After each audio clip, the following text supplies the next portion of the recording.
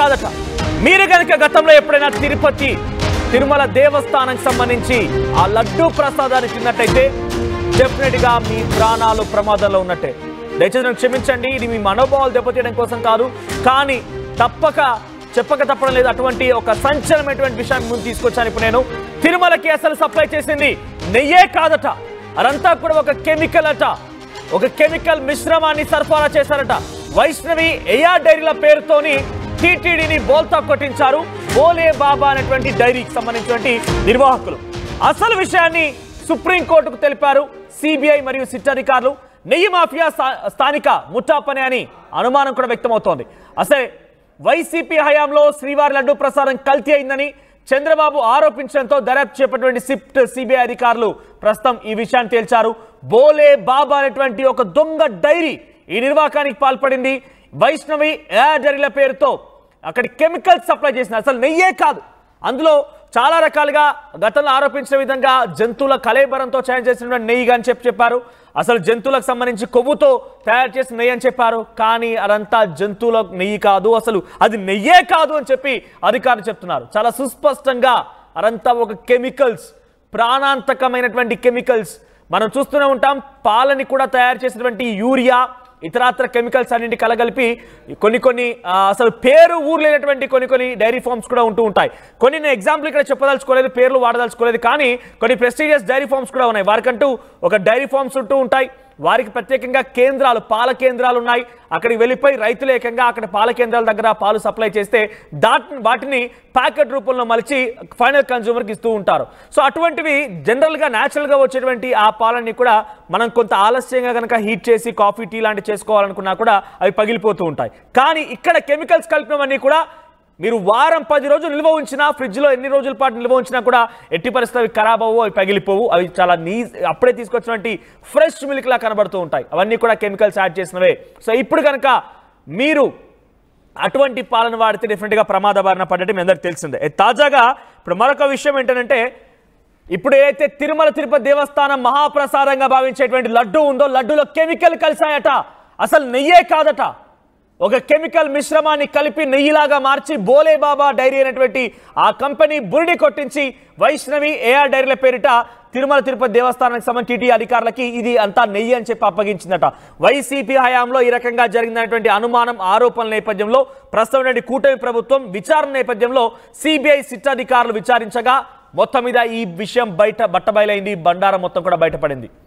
మీరంతా తిరుపతి లడ్డు తిన్నట్టయితే డెఫినెట్గా ఆ కెమికల్తో కూడినటువంటి ఆ ప్రసాదమే మనం తిన్నట్టుగా భావించాలి. ఐ అపాలజైజ్, నేను మళ్ళీ చెప్తున్నాను. ఎవరైతే హిందూ సాంప్రదాయం ఆచరించే వాళ్ళు లేకపోతే వెంకటేశ్వర స్వామి భక్తులు ఉన్నారో మీ మనోభావాలు దెబ్బతీయడం కోసం నా ఉద్దేశం కాదు, కానీ స్పష్టంగా అక్కడ జరిగిన వాస్తవిక విషయాన్ని మీకు చెప్పడంలో మాత్రమే నా ఉద్దేశంగా ఉంది.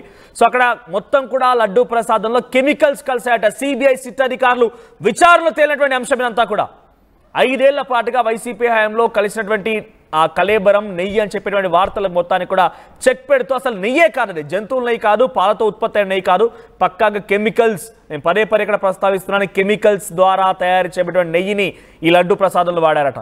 దీనికి సంబంధించి మరిన్ని అప్డేట్స్తో మా ప్రతినిధి సురేష్ సిద్ధంగా ఉన్నారు. సురేష్, సో ఏంటి అది నెయ్యి కాదు, జంతువుల కలేబరంతో తయారు చేసిన అసలు ఆ పదార్థం కానే కాదు, పక్కాగా కెమికల్స్. సో భక్తులు ఇప్పుడంతా కూడా ఎవరైతే మహాప్రసాదంగా భావించి లడ్డుని వారంతా ఆస్వాదించారు, లడ్డుని తిన్నారు, వారంతా కూడా ఇప్పుడు ఒక్కసారిగా తళ్ళు పట్టుకుంటున్నారు. ఇన్ని రోజుల పాటుగా మేము పదే దర్శనార్థం వెళ్ళిపోయి అక్కడ లడ్డు ప్రసాదంగా తీసుకున్నటువంటి ఆ లడ్డు ప్రసాదంలో కెమికల్స్, ప్రాణాంతకమైన కెమికల్స్ ఉన్నాయి, కెమికల్స్ ద్వారా నెయ్యి తయారు చేయబడిందనేటువంటి ఈ వార్త ఒక్కసారిగా వాళ్ళ గుండెల్లోనో ఒక్కసారిగా రైళ్లు పరిగెడుతున్నాయి, గుండెల్లో ఒక్కసారిగా వారికి భయం మొదలైంది. అప్డేట్స్ ఏంటి, అసలు అధికారులు ఏం చెప్తున్నారు, దీన్ని ఎలా ఇంకా ముందుకు తీసుకెళ్లే అవకాశం కనబడుతోంది? ఏదైతే మీరు చెప్పినట్టుగా భయపడమే కాదు, ఇది ఒక కోట్లాది మంది భక్తుల మనోభావాలు దెబ్బతీసేటువంటి చర్య కూడా. అయితే డబ్బుకు కక్కుర్తిపడి ఈ డైరీ సంస్థలన్నీ కూడా ఏకమై స్వామివారికి ఎంత పవిత్రంగా భావించేటువంటి లడ్డులో పూర్తిగా అసలు నెయ్యి కల్తీ అయిందని మొన్నటి వరకు ప్రజలు భక్తులంతా కూడా భావించారు. అసలు ఈ సిట్టు సిబిఐ ఎంక్వైరీలో తేలినటువంటి అసలు నెయ్యే కాదు, ఒక కెమికల్స్, అదే రకంగా కొన్ని ఫ్యాట్, అదే రకంగా ఆయిల్స్ తో కూడుకున్నటువంటి పదార్థంతో లడ్డు తయారు చేశారన్న వార్త మాత్రం భక్తులకు ఎంతో మనోవేదన గురి చేస్తున్నటువంటి పరిస్థితి. అంతా కూడా వాళ్ళ ఏదైతే ఏఆర్ డైరీకి ఈ టెండర్ రావడం జరిగింది. అయితే ఏ డైరీతో చేతులు కలిపినటువంటి వైష్ణవి డైరీ కావచ్చు, ఆ బోలేబాబా డైరీ కావచ్చు, పూర్తిగా ఆ యొక్క లడ్డు వ్యవహారంలో ఆ నెయ్యిలో వీళ్ళంతా కూడా ఈ యొక్క కమిషన్ కోసం కక్కుర్తిపడి లడ్డులో నెయ్యి వ్యవహారంలో పూర్తిగా అవినీతికి పాల్పడినటువంటి పరిస్థితి. అసలు నెయ్యే కాకుండా ఇతర ఆయిల్ పదార్థాలతో అంతా కూడా మిక్స్ చేసి స్వామివారి లడ్డూను తయారు చేసినటువంటి పరిస్థితి ఈ డైరీలన్నీ కూడా నిర్వహించినటువంటి పరిస్థితి. అయితే ఇది కోట్లాది మంది భక్తులంతా కూడా ఎంతో ఆవేదన చెందుతున్నటువంటి పరిస్థితి. ఎందుకంటే తిరుమల క్షేత్రానికి వస్తే స్వామివారిని మళ్ళీ మీ దగ్గరికి వస్తానని ఒకసారి. అయితే ప్రస్తుతానికి మనం భక్తుల నుంచి కూడా కొన్ని అభిప్రాయాలు తీసుకుందాం. సో మీరు కూడా గతంలో ఎప్పటికైనా డెఫినెట్ గా మనందరం హిందువులం, జీవితంలో ఎప్పుడో ఒకసారి మనకున్నటువంటి ఈ కెరీర్లో డెఫినెట్ గా తిరుపతికి వెళ్ళే వచ్చి ఉంటాం. సో మీరు కనుక తిరుమల తిరుపతి దేవస్థానం దర్శించుకొని లడ్డు ప్రసాదం తిన్న వాళ్ళైతే సో మీకు అలా అప్పుడు అంటే నిజంగా ఏమైనా మీకు తేడా అనిపించిందా? అసలు మీ అభిప్రాయం ఏంటి? ఇప్పుడు ఏకంగా అది నెయ్యి కాదు జంతువుల కలేబరం అనేటువంటి ఆరోపణలు కూడా కొట్టిపారేస్తూ అసలు నెయ్యే కాదు జంతువుల కలేబరమే కాదు పూర్తిగా కెమికల్స్ తో తయారు చేయబడినటువంటి ఒక నెయ్యి పదార్థం లాంటి దాన్ని ఈ లడ్డు ప్రసాదంలో వాడారట. మరి కల్తీ చేసిన వారు ఈ రకంగా కల్తీ చేసి ఉంటే అక్కడ టీటీడీ అధికారాన్ని గుర్తించాలి కదా. మరి ఇది నెయ్యా కాదా? టెస్టింగ్కి వెళ్తుంది. ప్రతిదీ కూడా టెస్ట్ చేసిన తర్వాతనే లడ్డూలో వాడుతూ ఉంటాం. ప్రతిదాన్ని క్షుణ్ణంగా పరిశీలిస్తాం. కొన్ని కోట్ల మంది యొక్క భక్తుల యొక్క ఆత్మగౌరవం, భక్తుల యొక్క ఆరోగ్యాన్ని దృష్టిలో ఉంచుకొని చేయాల్సిన అంశాన్ని ఇంత తేలికపాటుగా చేస్తారా? కెమికల్స్ అనేది గమనించలేకపోయారా? సో ఈ రోజు సిట్ అధికారులు, సిబిఐ అధికారులు రంగంలో దిగిపోయి ఈ విషయాన్ని చేరించారు కాబట్టి అసలు విషయం బయటకు వచ్చింది. లేదంటే ఇంకా ఎంతమంది కోట్ల మంది ఆ లడ్డు ప్రసాదాన్ని వితౌట్ చెక్కింగ్ గా, అంటే అక్కడ తయారు చేసినటువంటి వారు కూడా వితౌట్ చెక్కింగ్ గా లడ్డు ప్రసాదానికి సప్లై చేస్తున్నారు రా మెటీరియల్స్ ని. ఒకసారి మీరు కూడా దయచేసి వెంటనే ఈ వీడియో అందరికీ షేర్ చేయండి. ఎందుకంటే ఇది డెఫినెట్ గా అందరికీ తెలియాల్సిన విషయం. సో అందరికి తెలియాల్సిన విషయం ఇది. బాలాజీ వెంకటేశ్వర స్వామి, తిరుమల తిరుపతి దేవస్థానం ఇవన్నీ కూడా రకరకాలుగా పేరొందినటువంటి అసలు ఒక కలియుగ దైవంగా భావించేటువంటి వెంకటేశ్వర స్వామి పరిసర ప్రాంతాల్లో కల్తీ. మనం బేసిక్గా అక్కడ ఎవరైనా కనుక ఇతర చిన్న విషయాల్లోనే ఎక్కువ ధర తీసినా లేకుంటే కల్తీ లాంటి ప్రయోగం చేద్దామన్న ఆలోచన వచ్చినా కూడా వారిని పట్టుకొని చితకవారుతాం. ఆత్మగౌరవాన్ని కించపరిచారనే విధంగా పోలీసులు కూడా అరెస్ట్ చేసి వారిని బందీలు చేస్తూ ఉంటారు. మరి ఇప్పుడు అధికార తప్పిదం కూడా ఉంది. ఇక్కడ అధికారులు టెస్ట్ చేయకుండానే పంపించారా?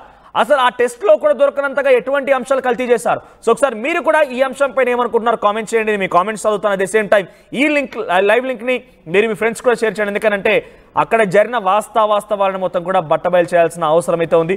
సురేష్ మరిన్ని అప్డేట్స్ సిద్ధంగా ఉన్నారు. సురేష్, ఏంటి కోట్ల మంది జనాభా అక్కడికి వచ్చి కలియుగ దైవమైనటువంటి వెంకటేశ్వర స్వామిని కొలుస్తూ ఉంటారు. మహాప్రసాదం లడ్డుని సేవించడం అంటేనే మహాభాగ్యంగా భావిస్తూ ఉంటారు. ఎవరైనా ఒకరు వెళ్ళి అక్కడ దర్శనం చేసుకుని వస్తున్నారంటే పదే లడ్డు తీసుకురండి, మాకు మహాప్రసాదాన్ని తీసుకురండి అని చెప్పి ఇక్కడ ఉన్నటువంటి బంధువులు కానివ్వండి, ఫ్రెండ్స్ అందరూ చెప్తూ ఉంటారు. అటువంటి విషయాన్ని, అటువంటి పవిత్రమైనటువంటి ఆ మహాప్రసాదంలో ఇంత కెమికల్స్ కలిసాయంటే అధికారులు ఏం చేశారు? మరి ముఖ్యంగా అది బోలేబాబా డైరీ అసలు ఎక్కడ నిర్వహించబడుతోంది? ఆ బోలేబాబా డైరీ ఎక్కడుంది? దాని నిర్వాహకులు ఎవరు? అప్డేట్స్ ఏంటి? చంద్రా నది దక్కించుకున్నది ఏఆర్ డైరీ. ఆ ఏఆర్ డైరీతో పాటు ఎవరైతే ఈ బోలేబాబా డైరీ సంబంధించినట్టు విపిన్ జైన్ కావచ్చు, అమిల్ జైన్, అదే రకంగా వైష్ణవి సంబంధించినటువంటి అపూర్వ చావడా, వీళ్ళంతా కూడా ప్రధాన నిందితులు. ఎవరైతే ఏ డైరీ సంబంధించి కూడా రాజా రాజశేఖర్ అనే అతను కూడా వీళ్ళంతా కూడా ప్రధాన ఏదైతే ఈ కల్తీ నెయ్యికి సంబంధించినటువంటి ప్రధాన వ్యక్తులుగా ఇప్పటికే సిబిఐ ఎంక్వైరీలో తేలినటువంటి పరిస్థితి. అయితే వీరితో పాటు మరొక డైరీని కూడా ఇటీవల ఛార్జ్షీట్ లో నమోదు చేశారు. ఎవరైతే ఫ్రెష్ అనేటువంటి ఒక డైరీని కూడా ఛార్జ్షీట్ లో ఇటీవల యాడ్ చేసినటువంటి పరిస్థితి. అయితే వీరు అయితే ఏదైతే నెయ్యిని కల్తీ చేసినట్టు వ్యవహారం ఒక పక్కన అయితే టీటీడీలో పనిచేస్తూ టీటీడీ స్వామివారి భక్తుల కోసం సేవ చేయాల్సిన ఇక్కడ ఉన్నటువంటి స్థానికులు కూడా వీరితో చేతులు కలిపారు అన్న వాదన కూడా వినబడుతున్నటువంటి నేపథ్యం. వారి మీద ఇప్పటికే టీటీడీలో పనిచేసేటువంటి కొంతమందికి నోటీసులు కూడా సిట్టు బృందం ఇవ్వడం జరిగింది. ఇప్పటికే మనం చూసుకోవచ్చు, ఎవరైతే గతంలో పనిచేసినటువంటి టీటీడీ చైర్మన్ గా పనిచేసినట్టు వైవి సుబ్బారెడ్డి అనుచరులను కూడా ఇప్పటికే విచారిస్తున్నటువంటి పరిస్థితి సిట్టు బృందం. ఇదంతా కూడా వారు ఇచ్చేటువంటి నెయ్యిని ఇక్కడ ల్యాబ్ లో టెస్ట్ చేస్తే ఆ టెస్ట్ లో ఇది పూర్తిగా అసలు నెయ్యే కానప్పుడు ఏ మేరకు నెయ్యి అని వీళ్ళు భావించారు, దాన్ని ఎలా అప్రూవల్ చేస్తారన్న కోణంలో మాత్రం అనేక సందేహాలు కలుగుతున్నాయి. సందేహాలే కాదు, వీళ్ళు అంతా కూడా ఒక ఏదైతే డబ్బులకు కక్కుర్తుపడి ఈ రకంగా వాళ్ళతో చేతులు కలపడం, స్థానికంగా ఉన్నటువంటి వారు ఈ రకంగా చేయడం అనేది కోట్లానికి సంబంధించినటువంటి భక్తులకు సంబంధించినటువంటి విషయం. అందులోనూ లడ్డు అంటే స్వామివారిని దర్శించుకోలేకపోయినా లడ్డూని తీసుకొని ఎన్ని కళ్ళకు కదుకుంటేనే స్వామిని దర్శించుకున్నంతగా భావిస్తూ ఉంటారు భక్తులంతా కూడా. అటువంటి పవిత్రమైనటువంటి లడ్డులో ఇంత దారుణమైనటువంటి సంఘటనకు స్థానికంగా పనిచేసేటువంటి వ్యక్తులు కూడా పాలు పంచుకోవడం అన్నది మాత్రం నిజంగానే ఇది చాలా సిగ్గుచేటుగా భావించాలి. ఎందుకంటే ఇక్కడ స్వామివారి చెంత పనిచేస్తూ స్వామివారికి దగ్గర వచ్చేటువంటి భక్తులకు సేవకు చేయాల్సింది పోయి డబ్బులకు కక్కుర్తిపడి వాళ్ళతో చేతులు కలపడం అన్నది మాత్రం భక్తులంతా కూడా తీవ్ర మనోవేదనకు గురవుతున్నటువంటి పరిస్థితి. అయితే ఈ డైరీలన్నీ కూడా ఏదైతే ఆ ఏ డైరీకి సంబంధించి ఇచ్చినప్పటికీ ఆ ఏ డైరీ ఇటు బోలేబాబాని కావచ్చు అటు వైష్ణవి డైరీని కావచ్చు పూర్తి స్థాయిలో వాళ్ళని కలుపుకొని, ఎందుకంటే వీళ్ళకు అంతా కూడా ఇప్పుడు సపోజ్ ఆ బోలేబాబా డైరీ ఉంది, వాళ్ళు ఎక్కడే కానీ గ్రామాలకు వెళ్ళి మిల్క్ సేకరించి వాళ్ళు తయారు చేసేటువంటి వ్యవహారం వాళ్ళది ఆ డైరీది కాదు. ఇదంతా కూడా కెమికల్ తో కూడుకున్నటువంటిది. వాళ్ళు ఆయిల్ తయారు చేసేటువంటి డైరీ. ఏ రకాన వాళ్ళు మిల్క్ ప్రొడక్ట్స్ తోటి ఈ యొక్క నెయ్యిని తీసేటువంటి ఆ యొక్క మెటీరియల్స్ కానీ ఆ యొక్క వ్యవహారం కానీ ఆ డైరీలో లేదు. అయితే వాళ్ళ నుంచి ఏఆర్ డైరీ ఎలా తీసుకునిందన్న ఒక కోణం మాత్రం ఇప్పుడు ఒక అనుమానాలు వ్యక్తం అవుతున్నటువంటి పరిస్థితి. అయితే ఎవరైతే ఏఆర్ డైరీ పూర్తిగా నెయ్యి తయారీ లేనటువంటి డైరీలతో ఏ రకంగా చేతులు కలిపింది, ఇదంతా కూడా కేవలం డబ్బులు కాజపడి డబ్బులు కక్కుర్తిపడి స్వామివారి పవిత్రంగా భావించేటువంటి లడ్డులో అసలు నెయ్యే లేకుండా వీళ్ళు ఇన్ని రోజులు ఎలా సరఫరా చేశారన్నది మాత్రం చాలా భక్తులంతా కూడా చాలా మంది ఆవేదన వ్యక్తం అవుతూ చాలా బాధపడుతున్నటువంటి పరిస్థితులు మాత్రం నెలకొంటున్నాయని చెప్పాలి. మనోజ్ రైట్ సురేష్, ప్రెసెంట్ ఇంకా పోలీసులు ఎలా విచారించబోతున్నారు అంటే అసలు బోలేబాబా డైరీ ఎక్కడ నిర్వహించబడుతోంది, దానికి వైష్ణవి ఏఆర్ డైరీలు ఎలా సహకరించాయి? సో దీంట్లో చాలా కీలకంగా అసలు ఆల్రెడీ అక్కడికి వచ్చిన తర్వాత కూడా పూర్తిగా క్షుణ్ణంగా పరిశీలించిన తర్వాతనే కల్తీ ఉందా ఎటువంటి పదార్థం అని పరిశీలించిన తర్వాత దాన్ని పూర్తిగా తదుపరి లడ్డు తయారీ కోసం పంపిస్తూ ఉంటారు. సో అలా కూడా పసిగట్టలేకపోయారా, లేకపోతే లోపల కూడా లోపల టీటీడీ అధికారుల్లో కూడా ఎవరైనా ఇంటి దొంగలు ఈశ్వరులు కూడా పట్టడన్నట్టుగా ఇంటి దొంగలు ఎవరైనా ఉన్నారా? ఇప్పటికే ఇంటి దొంగలు ఉన్నారని చెప్పాలి. ఎందుకంటే టీటీడీలో పనిచేసేటువంటి అనేక మంది కూడా సిట్ వివిధ నోటీసులు జారీ చేయడం ఉంది, వాళ్ళని కూడా విచారించినటువంటి పరిస్థితి ఉంది. ఎందుకంటే ఖచ్చితంగా ఈ డైరీలు అంతా కూడా సహకరించేటువంటి వ్యక్తులు ఇక్కడ ఉన్నారు కాబట్టే అవలేలుగా వీరు ఈ యొక్క కల్తీ నెయ్యి అనేది చేయగలిగారని భావించాల్సి ఉంటుంది. ఎందుకంటే వాళ్ళు ఇచ్చేటువంటి నెయ్యిని నేరుగా తిరుమలకు తీసుకెళ్లడానికి ఉండదు, చెక్ చేసేటువంటి ల్యాబ్స్ ఉంటాయి. ఇక్కడ తగినన్ని రిక్రూట్మెంట్స్ లేకపోతే దాన్ని పరిశీలించేటువంటి మరో చోట పంపించి కూడా పరిశీలించేటువంటి వెసులుబాటు టీటీడీ చేసుకుంటూ ఉంటుంది.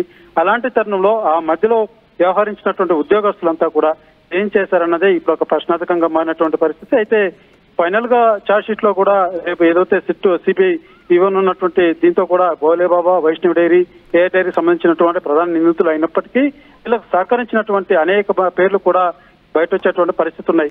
అది ఎవరెవరి పేర్లు వస్తాయి, ఏ స్థాయి అధికారుల పేర్లు రాబోతున్నాయన్నది కూడా ఒక ఉత్కంఠ భరితమైనటువంటి ప్రశ్నగానే మారింది. మనోజ్ రైట్ సురేష్, మొత్తం మీద ఇప్పటివరకు లడ్డు కల్తీ విషయంలో జరిగింది ఒకే ఎత్తు అయితే ఇకపై నుంచి విచారణ జరగబోయేది మరో ఎత్తుగా భావించాలి. ఎందుకంటే ఏకంగా అక్కడ వినియోగించింది పూర్తిగా కెమికల్స్, లడ్డు తయారీలో వినియోగించింది మొత్తం కూడా కెమికల్స్ అన్నట్టుగా సిట్ మరియు సిబిఐ అధికారులు తేల్చారు. సుప్రీంకోర్టు కూడా ఇదే అంశాన్ని పొందుపరిచారంటే మరి ఆ ఇంటి దొంగలు ఎవరు? ఆల్రెడీ టీటీడీ అధికారుల వరకు ఆ నెయ్యి వచ్చిన తర్వాత దాన్ని పూర్తిగా పరీక్షించిన తర్వాత తదుపరి తయారీ కోసం వినియోగిస్తూ ఉంటారు. ఆ పరీక్షించే దగ్గర కూడా పసిగట్టలేదా, లేదంటే పసిగట్టినప్పటికీ ఇంటి దొంగలు ఎవరైనా ఈ నిర్వాకానికి పాల్పడ్డారా? ఇంతకీ ఆ బోలేబాబా డైరీ ఎక్కడి నుంచి వస్తోంది? మనం యాజ్ పర్ గూగుల్లోనే సెర్చ్ చేసినప్పుడు బోలేబాబా డైరీ అని నేను గూగుల్లో సెర్చ్ చేస్తున్నప్పుడు Bhole Baba milk food industries private limited, so దానికి వీరేంద్ర అగర్వాల్ అనేటువంటి ఓనర్ ఉన్నారట. మరి ఎగ్జాక్ట్లీ మరి నిజంగా నేను చూస్తుంది ఇక్కడ కల్తీ చేసినటువంటి బోలేబాబా డైరీ రెండు ఒకటేనని తెలియదు, కానీ యాజ్ పర్ గూగుల్ మాత్రం ఇది చెప్తోంది.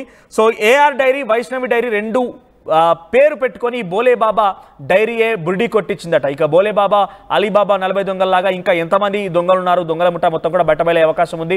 ఇంకా ఎవరెవరి పేరు, అధికారుల పేరు తెర మీదకి వస్తాయి, అసలు దీని కాంట్రాక్ట్ ఇచ్చింది ఎవరు, కాంట్రాక్ట్ని కట్టబెట్టింది ఎవరు, ఆ తర్వాత ఇన్స్పెక్షన్ చేసేది ఎవరు అని కూడా అసలు విషయం బయటకు రావాల్సింది. వాస్తవానికి ఈ ఘటన జరగక ముందు వరకు కూడా, ఈ టెండర్ ప్రక్రియ ముందుకు వరకు కూడా కర్ణాటకలో నందిని ఘీ నుంచి ప్రత్యేకమైనటువంటి ఒక స్పెషల్ ఘీని లడ్డు తయారీ కోసం పంపిస్తూ ఉండేవారు. కానీ ఎప్పుడైతే ఈ నందిని ఘీ నుంచి అగ్రిమెంట్ని క్యాన్సిల్ చేసుకొని కొత్తగా టెండరింగ్ ప్రక్రియ ద్వారా ఇంకొకరు కేటాయించారు, అప్పటి నుంచి కూడా అసలు సమస్య మొదలైంది.